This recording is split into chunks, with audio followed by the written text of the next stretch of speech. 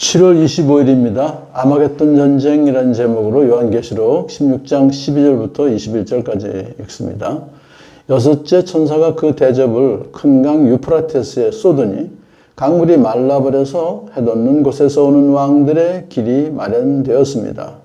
나는 또 용의 입과 짐승의 입과 거짓 예언자의 입에서 개구리와 같이 생긴 더러운 영 셋이 나오는 것을 보았습니다. 그들은 귀신의 영으로서 기이한 일을 행하면서 온 세계의 왕들을 찾아 돌아다니는데 그것은 전능하신 하나님의 큰 날에 일어날 전쟁에 대비하여 왕들을 모으려고 하는 것입니다. 보아라, 내가 도둑처럼 올 것이다. 깨어있어서 자기 옷을 갖춰 입고 벌거벗은 몸으로 돌아다니지 않으며 자기의 부끄러운 데를 남에게 보이지 않는 사람은 복이 있다. 그 세 영은 히브리 말로 아마겟돈이라고 하는 곳으로 왕들을 모았습니다. 일곱째 천사가 그 대접을 공중에 쏟으니 성전에서 보좌로부터 다 되었다 하는 큰 음성이 울려 나왔습니다. 또 번개가 치고 음성들이 나고 천둥이 울리고 큰 지진이 일어났는데 이런 큰 지진은 사람이 땅 위에 생겨난 뒤로 일찍이 없었던 것입니다. 그리고 그 도시가 세 조각이 나고 민족들의 도시들도 무너졌습니다. 하나님께서 그 큰 도시 바벨론을 기억하셔서 하나님의 진노를 나타내는 독한 포도주의 잔을 그 도시에 내리시니 모든 섬들이 사라지고 산들이 자취를 감추었습니다. 그리고 무게가 1달란트나 되는 큰 우박이 하늘로부터 사람들 위에 떨어지니 사람들은 우박의 재앙이 너무도 심해서 하나님을 모독하였습니다. 아멘.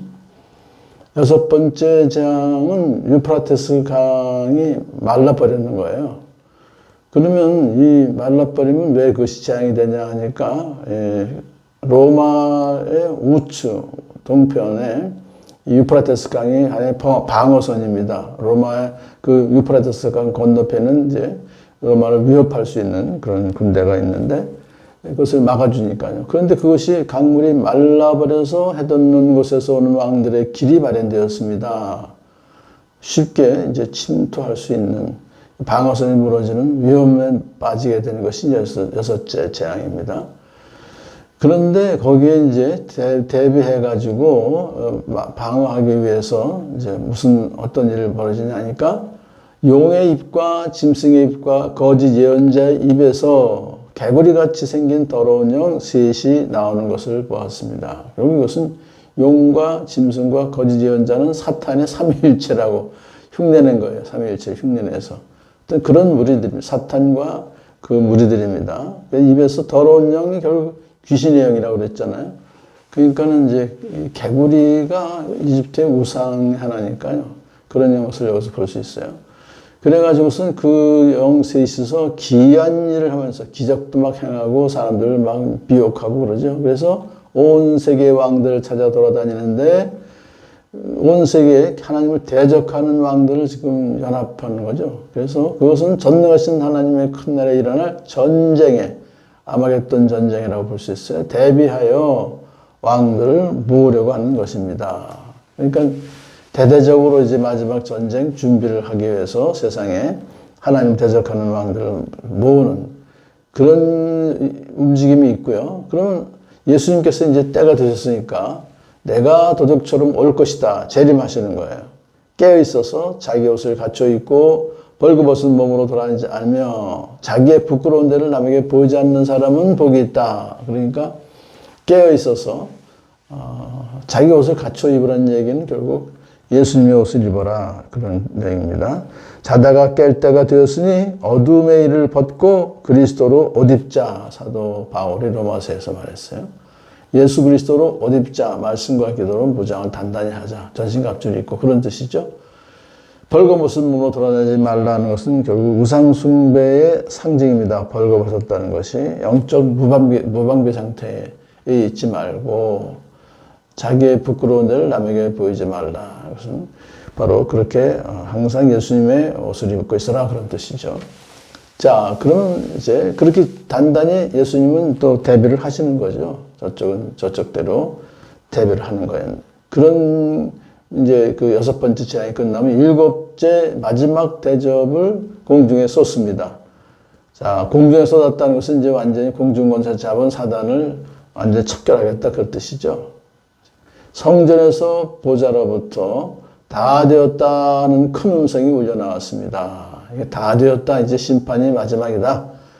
세상 하나님을 대적하는 우리들은 이제 끝장이다. 그런 뜻으로 말씀을 하시는 거예요. 그러면서 그 소리와 동시에 번개가 치고 천둥이 울리고 지진이 나고 이 지진은 한 번도 일찍이 없었던 것이 지금 일본이 지금 그런 지진을 맞이할 것 같다 그러잖아요. 선제지변이라는 겁니다. 그리고 큰 도시가 세조하게 인간이 세운 그런 문명들이 다 망하는 거예요. 큰 도시 로마만이 아니라 지금으로 말하면 뭐 정말 그 큰 나라를 말하는 거예요. 근데 민족들의 도시들도 조그만 나라들도 무너졌습니다. 망했다는 거예요. 그런데 하나님께서 그 큰 도시 바벨론을 특별히 기억하셔서 그것은 바벨론이 얼마나 로마 황제가 자기가 하나님이라고 그러잖아요. 자기를 숭배하라고. 그렇게 자기만 아니라 많은 사람들로 하여금 우상을 숭배하고 있던 것을 기억하셔서 하나님의 진노를 나타내는 독한 포도주의 잔을 그 도시에 내리시니 심판하시겠다 그겁니다. 심판의 잔, 진노의 잔을 그 도시에 내리겠다. 그럼 끝장이죠. 자, 그래서 세상의 모든 피조물이 다 세상의 자연과 모든 것이 파국을 맞이하게 되는 것을 볼 수 있어요. 왜냐하면 모든 섬들이 사라지고 산들이 자취를 감췄다는 것은 사실 이것이 상징적인 것이죠. 모든 것이 다 파괴되었다 하는 것입니다. 그리고 무게가 한 달란트나 되는 큰 우박이 하늘로부터 사람들에게 떨어지니 사람들은 우박의 재앙이 너무도 심해서 3,000km가 떨어지면 얼마나 무섭겠습니까? 이제 주먹만한 우박도 무서운데 이건 뭐 대단한 건데도 불구하고 하나님을 두려워해서 하나님께 회개하고 나오는 것이 아니라 오히려 하나님을 모독하였습니다. 그렇기 때문에 하나님이 심판하시는 거예요. 그러니까 우리가 하나님이 너무 심하시다 그게 아니고 좀 끝까지 참 재앙을 받을수록 더욱더 완고해지는 인간의 죄성 이것을 여기서 우리가 볼 수가 있습니다.